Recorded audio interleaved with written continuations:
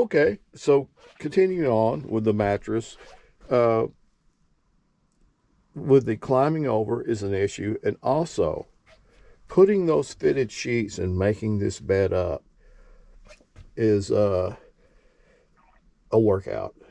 It is what I end up having to do is lifting up one end and putting the fitted sheet on, and then lifting up the other end and putting the sheet on, and then smoothing it out.